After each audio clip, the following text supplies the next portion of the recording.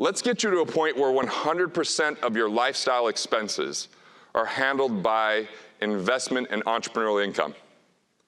And when that happens, every single dollar that you actively earn can give you the biggest insider advantage because you can build more assets at 10 times the rate as the person who's scrimping and saving that actually gets into a mindset of scarcity. And unfortunately, that hard work is completely destroyed because of one thing.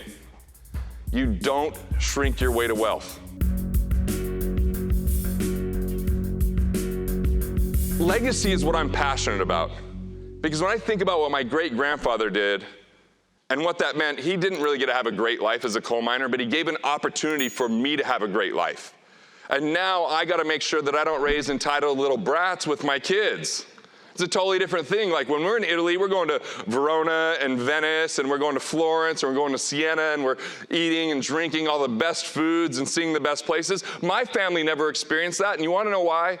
Because they were unfairly taxed, and they unfortunately didn't have the right insight and information to do the best things with their finances. So you could be so skilled, you could be so well-intentioned, you could be so loving, you could be an amazing person, but if you don't get your money handled, life is going to be difficult. So I'm gonna give you a very clear-cut strategy and framework that's predictable, it's sustainable, it's distilled, and you can leverage it, and if you do, you will become economically independent, not 30 years from now, but within 7 years. Anybody okay with that? All right, cool. I'm in the right room for 6 of you. That's awesome. No, okay, cool. Yes, I'm pandering, it's fine. See, this whole notion of saving 10% to try to get 10% is a slow, dangerous road. So here's the different framework. Let's get you to a point where 100% of your lifestyle expenses are handled by investment and entrepreneurial income. And when that happens, every single dollar that you actively earn can give you the biggest insider advantage because you can build more assets at 10 times the rate as the person who's scrimping and saving that actually gets into a mindset of scarcity. And unfortunately, that hard work is completely destroyed because of one thing. You don't shrink your way to wealth. The reductionist thinking that has permeated people's minds in the world of finance and been propagated by financial institutions has absolutely destroyed people's wealth to the point where they're being taught that high risk equals high return, like I talked about before, or that it takes money to make money, as I talked about before, or all these kind of notions that are damaging, and they get people to be so debilitated that they don't take action anymore. So, first off, before you save a single cent, or try to wait for 30 years, let's go through this framework and begin with the very first lever. And I'm using the word lever because this creates leverage in the framework. It's not leveraging money and putting yourself at risk. I'm talking about leveraging knowledge. I'm talking about leveraging ideas and relationships in a way that produce better and more consistent results. And the first lever to economic independence is to boost your profits. Or, let me say that really simply, keep more of every dollar you make.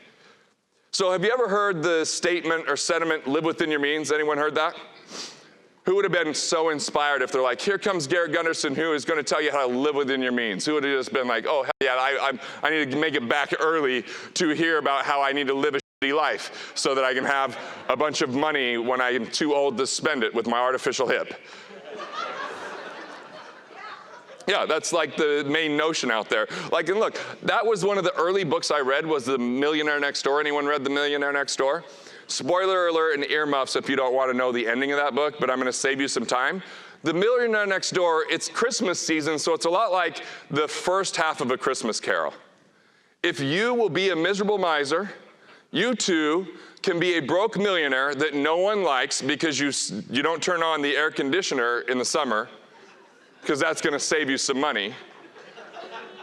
Oh yeah, you know people like this, right? Like I remember my buddy Marcus, like he lives in Vegas, and we used to be buddies. We're not really buddies anymore because I would go to Vegas and he's like, dude, I'll pick you up at the airport. I'm like, sweet. And then he would roll up and like his hubcap would like roll across the street with like the antenna that was a hanger from his closet, you know? No air conditioner. Have you ever been into Vegas with no air conditioning?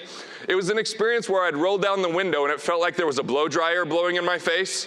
So then I'd roll the window up and it felt like I was in an infrared sauna that had been on too long. And and I just wanted to punch him in the throat.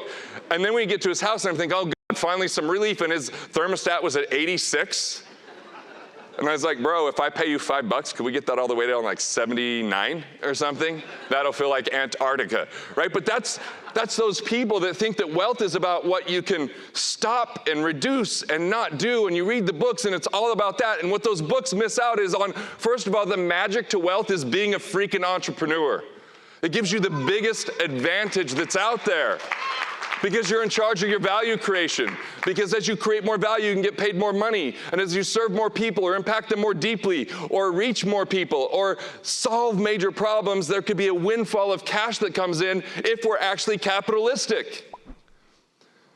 So, the first piece is to keep more money and to live within your means. You can budget, but budgeting sucks, so there's two other ways to live within your means. The second way to live within your means is to be more efficient. Simply, there's 4 I's to efficiency. The first I is don't tip the IRS. The IRS is taking money from 93% of you that they don't require, but you're voluntarily handing it over because you don't have all the tax strategies. Number 2, the second I is interest. If people have more than one loan, there's an 80% chance that they're paying more interest than they need because they either don't have the right credit score, the right collateral, or the right connections, or the right cash flow reporting. And it doesn't even mean that you have to refinance sometimes. Sometimes you can streamline that or renegotiate that and put more money in your pocket. The third I is investments. There's 2 ways that people become less efficient with their investments that are so substantial that if you could correct these 2 things, you're gonna have a ton more money. Like in the world of investing, we usually get to hear about percentages. Like they love percentages because percentages make us feel like it's not a big deal. Like 1%, that's no big deal. Unless you're in the world of sailing and you're gonna go like from North America and you're gonna go across like the Atlantic Ocean and try to get to Britain. If you're 1 degree off, you're just in the wrong hemisphere. No big deal, you know? It's the same thing in your finances. So if you had $100,000, you invest that for the next 30 years and they show you this stupid lie called 10% in the stock market year in and year out, that grows to 1.74 million. That sounds awesome. Now, what if you have 0.8%, so less than 1%, in non-performing fees? Like non-performing fees like legal fees, admin fees, 12B1 fees, which are marketing fees that you pay to the mutual fund companies, or certain expense ratios for fund managers that aren't doing their job or they're not beating out the other indexes. Now, instead of having 1.74 million, you have 1.4 million. That's a $340,000 cost because of an undetected, unnoticed fee that sounded so small because it was a small percentage, but it's exponential. If compounding interest is a miracle, guess what? Compounding cost miraculously cost you a ton of money. Now, what if you only get 8% because you have this in some kind of retirement plan in addition to being in mutual funds and those kind of investments? Now it only grows to $1 million. So that's a $744,000 cost because of 2%. So I've got this whole financial nerd network is what I like to call them because they are financial nerds and they are proud of it, like they wear it with a badge. And they're like human ATMs. They're like financial detectives to find out where those things are so that you stop paying for non-performing things and keep that money in your pocket. Now the second part of the third I is downside protection. Do you have a trailing stop loss? If you've invested in someone's business, do you have a UCC filing? If you've invested in some type of other investment with a private individual, did you add some degree of collateral? I mean, think about the financial institutions. When they were up here on the panel, they called a stated loan a stated lie loan, which it typically is, right? Like, oh yeah, I didn't make enough money to get this loan, so I'll just tell you I make more than I made. Now, that's when the banks get in trouble, but when the banks want to be secure, they think of a couple things. Number 1, what can they do to protect their downside? They're not good at real estate. They're not trying to get into real estate. So what they're looking at first is your credit score. Then they look at your taxes, right? Then if you're going to get that property, they're going to make you pay for an appraisal. And even after you pay for an appraisal, they want you to put 20% down. Otherwise, they charge you PMI, private mortgage insurance. And I can go on at the ways that they're protecting their money. Why is it then that they tell us it takes money to make money and high risk equals high return when they're doing the exact opposite? It doesn't take money for them to make money. It takes your money. And they tell us 10% is a good return, but if you're only getting 1% on a savings account and they lend that money out for as little as 2%, what rate of return do they have? 100%. They borrowed your money, not even theirs, for 1%, and they sold it for 2%, and if they screw it all up, then what happens? You pay taxes to bail them out.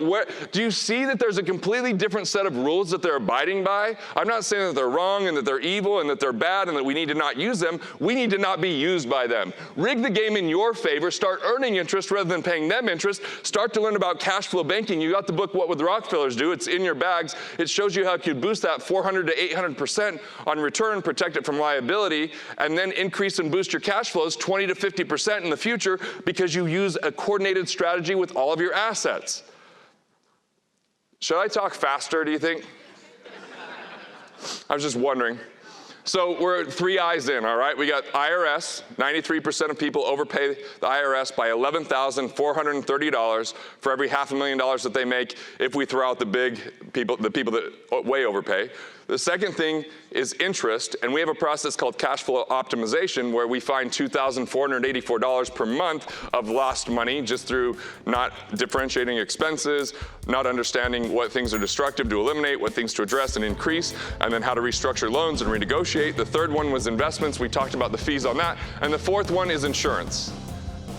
If you have duplicate coverages, improper structure, this is where people lose money on insurance. Want to master your money? Want to figure out the things that you could do to improve your finances? Click here and check out more videos like this on Money Matters.